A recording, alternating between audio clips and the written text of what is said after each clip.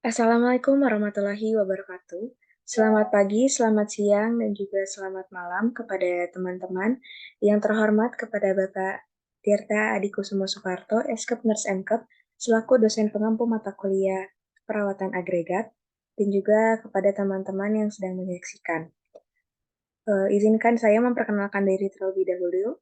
Perkenalkan, saya Agni Aulia, perwakilan dari kelompok ini, yang dimana kelompok kami akan mempresentasikan mengenai cedera kecelakaan pada anak dan remaja di sekolah. Terlebih dahulu, izinkan saya untuk memperkenalkan anggota kelompok. Yang pertama ada saya sendiri, Agni Aulia dengan NIM 2101877. Yang kedua ada Hana Mutiara Kusdinar dengan NIM 2101861. Yang ketiga ada Salma Mutmaina 2107629. Untuk pembahasan kali ini, kita akan membahas mengenai 5 topik pembahasan. Yang pertama, ada definisi dari cedera kecelakaan. Yang kedua, ada data epidemiologi cedera kecelakaan pada anak dan remaja. Yang ketiga, ada faktor risiko cedera kecelakaan pada anak dan remaja. Yang keempat, ada dampak cedera kecelakaan pada anak dan remaja. Yang kelima, solusi yang dapat dilakukan melalui promosi kesehatan. Baik, tanpa berlama-lama, kita akan memasuki materi yang pertama, yaitu definisi cedera kecelakaan. Dari definisi, kecelakaan ini didefinisikan sebagai suatu peristiwa atau kejadian yang tidak diinginkan, dapat terjadi di mana saja, dan dapat terjadi kapan saja, dan terjadi tiba-tiba yang dapat menyebabkan terjadinya sebuah cedera dan bahkan korban jiwa menurut Rahmawati 2019. Oke, teman-teman, di sini mungkin perlu di-highlight ya. Di-highlight bahwa kecelakaan ini kejadian yang tidak diinginkan. Lalu kecelakaan ini bisa terjadi di mana saja dan juga yang pastinya menyebabkan sebuah cedera ataupun korban jiwa. Nah, kematian yang diakibatkan oleh cedera diproyeksikan akan mengalami peningkatan dari angka 51 juta menjadi 8,4 juta, serta telah diestimasikan menempati peringkat ketiga Disability Adjust Life Years DALY pada tahun 2020, di mana mungkin teman-teman di sini eh, melihat ya adanya peningkatan dari 51 juta menjadi 8,4 juta. Nah, oleh karena itu kita di sini mempresentasikan dan juga mengenal mengenai kecelakaan ini agar dapat mengantisipasi dan juga menurunkan angka peningkatan dari kecelakaan ini. Selanjutnya ada data epidemiologis dari yang telah kami dapatkan, yaitu ada dari WHO, World Health Organization, di mana pada tahun 2020 mengatakan bahwa cedera yang tidak disengaja masih menjadi eh, penyebab utama terjadinya kematian kecacatan di kalangan remaja. Nah, sekitar 72% angka kematian di kalangan remaja itu rentan di usia 10-24 tahun, dan juga ada 4 faktor penyebabnya. Yang pertama yaitu karena kecelakaan kendaraan bermotor sebanyak 30%, cedera yang tidak disengaja sebanyak 15%, pembunuhan sebanyak 15%, dan bunuh diri sebanyak 12%. Nah, teman-teman di sini mungkin jika kita lihat secara sekilas, terdapat 4 faktor penyebab terjadinya kecelakaan maupun cedera yang dialami oleh adik-adik kita maupun kita sendiri sebagai usia remaja, usia remaja yang masih produktif di dalam kegiatan bersekolah, yaitu yang pertama adalah kecelakaan kendaraan bermotor. Seperti yang kita tahu, surat izin mengemudi itu hanya diperbolehkan ketika kita menginjak usia 17 tahun. Sedangkan kecelakaan bermotor ini dapat dimulai dari anak-anak berusia 10 sampai 24 tahun, di mana mungkin eh, tingginya angka kematian atau angka cedera akibat kecelakaan bermotor itu salah satu penyebabnya yaitu karena belum adanya surat izin mengemudi atau keahlian tersendiri dari anak tersebut untuk mengendari kendaraan bermotor. Dan juga boleh di-highlight ya di sini kecelakaan kendaraan bermotor, di mana seperti yang kita tahu bahwa perbedaan antara kecelakaan bermotor dan juga bermobil itu beda. Tingkat safety-nya juga pun berbeda. Dimana kalau misalnya kita menggunakan sepeda motor, itu rawan terjadi cedera, di mana tidak ada pelindung yang melindungi badan kita kecuali helm. Sedangkan jika kita memakai mobil, itu ada airbag. Ya, jika ada terjadi kecelakaan ataupun senggolan itu akan terjadi ke badan mobil atau bodi bodi mobilnya terlebih dahulu sebelum ke badan kita. Sedangkan bermotor ini akan langsung berkenaan dengan tubuh maupun fisik korban. Yang kedua ada cedera yang tidak disengaja. Cedera yang tidak disengaja ini lebih dari 1 juta cedera serius terkait olahraga terjadi di sekolah setiap tahun di kalangan remaja tentang usia usia 10 hingga 17 tahun menurut ODHP 2020, di mana anak-anak pada usia 10 hingga 17 tahun ini sangat-sangat sedang fase aktif di mana mereka akan mengikuti pelajaran atau pelajaran pelajaran olahraga di mana di situ mungkin rawan cedera dan juga tidak semua keadaan kondisi fisik maupun keahlian kecekatan ketanggapan kelentukan itu berbeda-beda sehingga mungkin 1 juta cedera ini yang dikaitkan oleh olahraga adalah salah satu faktor faktor penyebabnya, yaitu perbedaan kesiapan fisik dan juga sedang dan juga remaja tersebut sedang ada di usia aktif-aktifnya seperti itu. Yang ketiga yaitu ada pembunuhan sebanyak 15% dan juga kasus bunuh diri yang mungkin sekarang sedang marak-maraknya, di mana kalau kaum milenial Gen Z ini sedang gencar-gencarnya mengenai mental illness. Nah, mungkin itu data epidemiologis yang kita dapatkan. Untuk materi selanjutnya akan dipaparkan oleh rekan saya. Kepada rekan saya, waktu dan tempat dipersilakan. Baik, untuk selanjutnya mengenai penyebab atau faktor resiko dari cedera kecelakaan pada anak dan remaja. Yang pertama di sini ada kurangnya pengawasan dari orang dewasa. Dalam penelitian mendapatkan hasil 84,52% dari kasus dan hal ini tuh paling tinggi dikarenakan orang tua dan anak termasuk ke dalam faktor penjamu yang dimana faktor orang tua atau orang dewasa sangat berpengaruh terhadap kejadian cedera pada anak dengan pengetahuan orang tua yang lebih memahami jenis-jenis kecelakaan yang dapat terjadi pada anak dan remaja, seperti pengawasan dari orang tua dinilai dari anak diizinkan atau tidaknya bermain di halaman sekolah yang dekat dengan jalan raya, diizinkan atau tidaknya memainkan seperti korek api atau benda-benda tajam, dan ada atau tidak adanya pengawasan pada saat waktu bermain, serta penting pencegahan terhadap bahaya yang dapat terjadi. Lalu yang kedua, di sini ada saraf sensori anak yang belum berkembang sepenuhnya. Hal ini terjadi karena kemampuan mereka untuk mengolah dan menyatukan informasi seperti menyatukan apa yang mereka lihat dan dengar masih terbatas. Anak-anak seringkali gagal mempersepsikan sesuatu dengan baik, bahkan banyak anak tidak memahami konsep tentang bahaya dan tidak bahayanya suatu hal. Lalu yang ketiga ada lingkungan yang tidak aman. Lingkungan yang tidak aman di sini dapat dinilai dengan keamanan di sekolah, bagaimana ada atau tidaknya pegangan pada tangga menuju kelas, lalu perkakas seperti benda-benda tajam apakah tersimpan rapi di tempatnya, dan dapat dijangkau atau tidak oleh anak. Lalu yang keempat ada pengetahuan yang kurang akan pendidikan kesehatan, pencegahan cedera, dan keselamatan. Biasanya pencegahan cedera dan keselamatan hanya dilakukan atau diberikan pendidikan kepada guru saja. Padahal seharusnya pendidikan kesehatan, pencegahan cedera dan keselamatan ini sangat penting diberikan kepada anak-anak karena mereka dapat menilai dan juga dapat mengetahui hal-hal apa saja yang membahayakan diri mereka. Lalu yang kelima ada anak laki-laki lebih beresiko cedera kecelakaan. Mengapa? Karena hal ini dikarenakan anak laki-laki lebih sering terlibat dengan kegiatan yang lebih beresiko dan menantang dibandingkan perempuan. Penyebab lain terjadinya cedera pada anak adalah kurangnya pengawasan, sehingga anak laki-laki lebih mempengaruhi tinggi angka kejadian cedera. Lalu yang keenam ada faktor risiko jatuh. Resiko jatuh merupakan penyebab utama, namun non-fatal pada anak usia 0 sampai 19 tahun. Lokasi yang paling sering menjadi tempat terjadinya cedera jatuh adalah sekolah dan lapangan bermain. Next.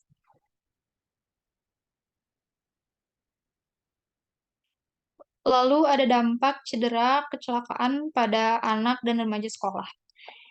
Yang pertama dampaknya hospitalisasi. Kenapa hospitalisasi? Karena hospitalisasi ini suatu keadaan krisis pada anak saat sakit dan dirawat di rumah sakit. Keadaan ini dapat menjadikan anak harus beradaptasi dengan lingkungan asing dan baru, yaitu rumah sakit, dengan menjalani terapi perawatan sampai pemulangan ke rumah. Sehingga kondisi tersebut menjadi faktor stresor bagi anak. Lalu yang kedua dapat mengganggu aktivitas anak seperti tidak masuk sekolah. Hal ini sejalan dengan dampak yang paling sering dirasakan karena absen menjadi dampak terbanyak gitu dibandingkan dampak seperti kecacatan sehingga dapat mengganggu aktivitas anak untuk kedepannya. Lalu yang ketiga, perubahan fisik anak berupa kecacatan. Perubahan ini akan mempengaruhi pertumbuhan dan juga perkembangan anak. Sifat dan keparahan cedera akan menentukan tingkat kecacatan jangka panjang dan juga gangguan yang akan dialami oleh anak ke depannya. Lalu yang keempat, berdampak pada jiwa anak yang terganggu. Ini akan menyebabkan trauma. Biasanya terjadi akibat anak mengalami atau menyaksikan hal-hal yang berbahaya, yaitu seperti tadi cedera. Cedera juga mempengaruhi karena suatu hal yang sangat baru bagi anak untuk terjadi gitu.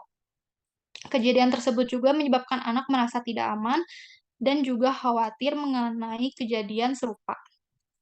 Lalu yang kelima, kematian. Cedera kecelakaan menjadi masalah kesehatan di masyarakat, terutama di negara maju karena dapat menyebabkan kematian terhadap usia produktif seperti anak dan remaja, sehingga mengakibatkan beban sosial yang besar per tahunnya. Untuk materi selanjutnya akan dipaparkan oleh rekan saya. Oke, baik. Di sini saya akan memaparkan mengenai solusi yang dapat dilakukan melalui promosi kesehatan mengenai kecelakaan pada anak dan remaja di sekolah ini.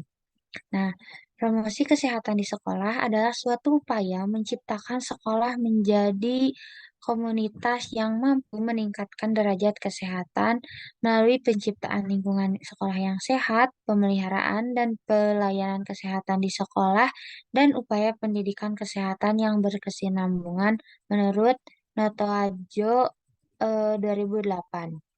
Nah, dalam melakukan kegiatan di sekolah, siswa, guru, dan staf yang bekerja di lingkungan sekolah memiliki potensi terpapar hazard, potensi sumber bahaya yang bisa saja mengancam dapat berupa potensi bahaya kimia, biologi, infeksi, alergi, listrik, fisik, dan psikososial. Oleh karenanya, keselamatan dan kesehatan kerja atau K3 ini sangat penting dan perlu dipahami oleh semua pihak yang terlibat dalam kegiatan sekolah. Mengingat pentingnya K3 di sekolah ini untuk mencegah potensi bahaya dan risiko terjadinya kecelakaan dan penyakit di lingkungan sekolah, maka dibutuhkan sosialisasi untuk meningkatkan pengetahuan tentang K3 ini. Sosialisasi dalam K3 di sekolah sangat diperlukan, mengingat pentingnya pengupayaan keselamatan dan kesehatan kerja di lingkungan sekolah. Promosi kesehatan adalah suatu kegiatan atau usaha untuk menyampaikan pesan kesehatan kepada masyarakat. Nah, promosi kesehatan ini tuh tidak tidak dapat dilakukan oleh sebagian atau oleh individu. Jadi ada pihak lain yang harus terlibat.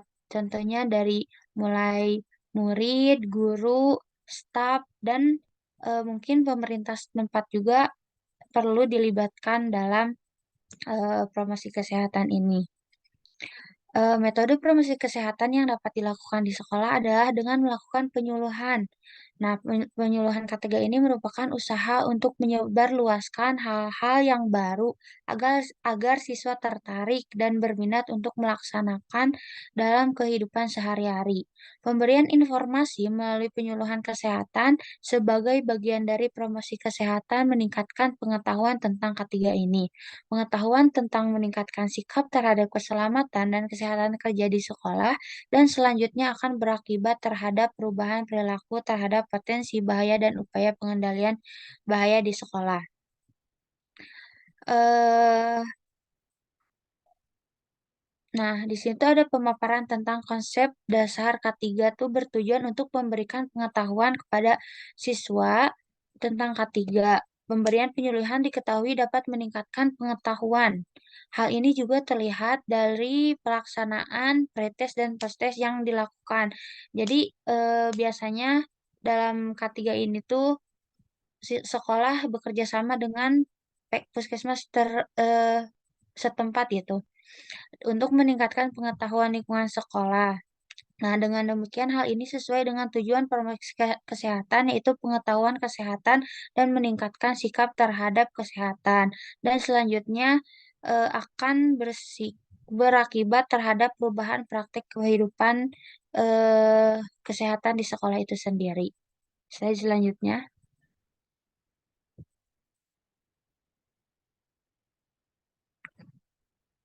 Nah, di sini ada prinsip pencegahan cedera. Cedera dapat dicegah atau dikendalikan karena banyaknya penyebab dan saling keterkaitan yang erat. Di antara keduanya maka diperlukan pendekatan dan pencegahan yang luas. Nah, yang pertama di sini ada pencegahan primer atau pencegahan cedera baru.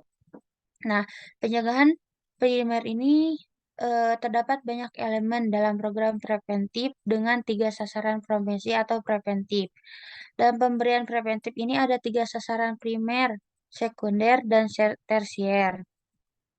Primer meliputi kelompok masyarakat yang akan diubah perilaku seperti anak sekolah, remaja, guru di sekolah, dan masyarakat umum.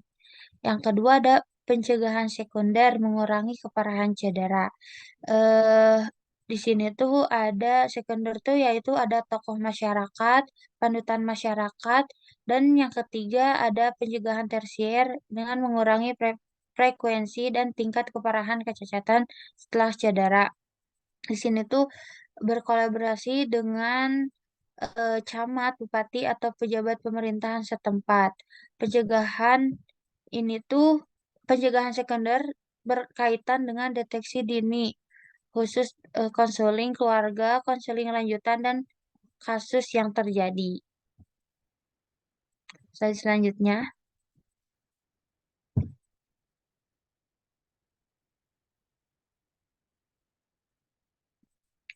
Nah, di sini ada simpulan dan saran dari diskusi kelompok kami. Simpulannya ialah cedera pada usia sekolah dapat berakibat fatal, apalagi terhadap bagian tubuh anak yang masih dalam tahap perkembangan, menyebabkan dampak cedera pada anak akan lebih berbahaya dibandingkan dengan dampak yang dialami orang dewasa. Nah, jadi eh, dampak cedera pada anak itu lebih berbahaya karena tubuh anak juga kan lebih rentan ya, belum memiliki kekuatan yang sama kayak orang dewasa. Jadi dampaknya juga akan berakibat fatal. Kemudian untuk saran dari kelompok kami, kepada siswa diharapkan dapat digunakan sebagai media informasi kesehatan seperti pertolongan pertama pada kecelakaan atau P3K, agar menambah wawasan serta pengetahuan, serta diharapkan dapat diaplikasikan dan diterapkan di masyarakat. Kepada sekolah diharapkan dapat digunakan untuk sumber bacaan serta referensi demi menambah dan memperkaya informasi perpustakaan serta dapat memberikan informasi mengenai pertolongan pertama pada kecelakaan atau P3K. Dan kepada mahasiswa bagi perawat diharapkan dapat menjadi agen pencegah dan juga edukator terkait dengan masalah ini. Mungkin itu yang dapat kelompok kami sampaikan. Kurang lebihnya mohon dimaafkan. Saya kembalikan kepada moderator. Terima kasih. Baik, terima kasih kepada rekan-rekan saya yang telah memberikan ilmunya kepada teman-teman yang menjadi penonton di pembahasan kali ini. Seperti yang tadi sudah disimpulkan dan disarankan bahwa seharusnya pendidikan pertolongan pertama pada kecelakaan ini tidak hanya dipelajari oleh guru-gurunya saja, tetapi mungkin lebih ditekankan juga kepada anak-anaknya agar mereka bisa menangani apa yang sedang mereka hadapi. Nah, oleh karena itu ada 3 saran dari kelompok kita, yaitu yang pertama adanya informasi mengenai P3K untuk masyarakat, diharapkan untuk bisa menambah referensi atau memperkaya informasi mengenai P3K yang untuk dan juga bagi perawat menjadi agen pencegah dan juga edukator. Baik, mungkin terima kasih pada teman-teman yang telah menyimak dan juga memperhatikan apa yang telah kami paparkan. Saya selaku moderator pamit undur diri. Mohon maaf bila ada kesalahan maupun kekurangan dalam pembahasan kita kali ini. Billahi taufiq wal hidayah. Assalamualaikum warahmatullahi wabarakatuh.